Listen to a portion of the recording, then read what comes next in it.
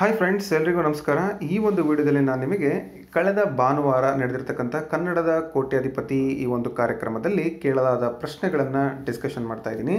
So ಈ ಪ್ರಶ್ನೆಗಳು ಎಲ್ಲ ಸ್ಪರ್ಧಾತ್ಮಕ ಪರೀಕ್ಷೆಗಳಿಗೂ ಕೂಡ ಸಹಾಯ ಆಗ್ತವೆ ಮತ್ತು ಇಲ್ಲಿ ಪ್ರಶ್ನೆಗಳ ನಂತರ ಒಂದಷ್ಟು ಮಾಹಿತಿ ಇದೆ. ಸೊ ಆ ಮಾಹಿತಿ ಕೂಡ ನಿಮಗೆ ಸಾಕಷ್ಟು ಸಹಾಯ ಆಗುತ್ತೆ ಅಂತಕ್ಕಂಥ ಒಂದು ಭಾವನೆಯಿಂದ ಈ ಒಂದು ವಿಡಿಯೋನ ಮಾಡ್ತಾ ಇದ್ದೀನಿ. ಸೊ ಪ್ರಶ್ನೆಗಳನ್ನು ನೋಡೋಣ.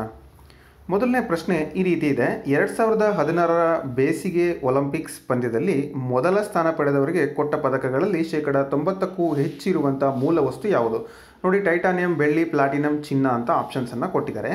ಅಂದರೆ ಇಲ್ಲಿ 2016 ನಂತರ ಬೇಸಿಗೆ ಒಲಿಂಪಿಕ್ಸ್ನಲ್ಲಿ, ಅಂದರೆ ಫಾರ್ ಎಕ್ಸಾಂಪಲು ಒಲಿಂಪಿಕ್ಕಲ್ಲಿ ಮೆಡಲ್ ಕೊಡ್ತಕ್ಕಂಥದ್ದು, ಪ್ರಥಮ ಸ್ಥಾನಕ್ಕೆ ಕೊಡ್ತಕ್ಕಂಥದ್ದು ಚಿನ್ನದ ಪದಕ.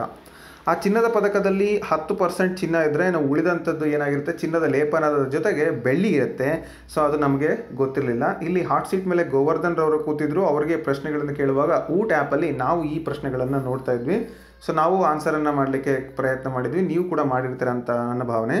ಸೊ ಇದ್ರ ಜೊತೆಗೆ ಇದಕ್ಕೆ ಸರಿಯಾದ ಉತ್ತರ ಬೆಳ್ಳಿ ಅಂತ ಹೇಳಿ.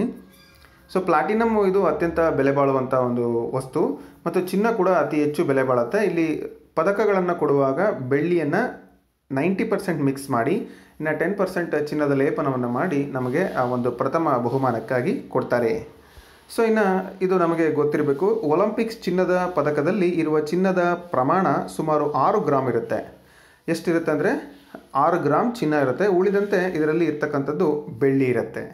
ಅಂದರೆ 90% ಬೆಳ್ಳಿ, 10% ಏನಾಗಿರುತ್ತೆ, ಚಿನ್ನ ಇರುತ್ತೆ. Next question. ಮೈಸೂರು ಅರಮನೆಯ ನಿರ್ಮಾಣಕ್ಕಾಗಿ ಹೆನ್ರಿ ಅರ್ವಿನ್ ಅವರನ್ನು ನೇಮಿಸಿದ ರಾಜ ಪ್ರತಿನಿಧಿ ಮಹಾರಾಣಿ ಯಾರು? ಯಾರು ಮಹಾರಾಣಿಯವರು ಅಂತ ಹೇಳಿದರೆ ಕೆಂಪನಂಜಮ್ಮಣ್ಣಿ ಅಂಥೇಳಿ.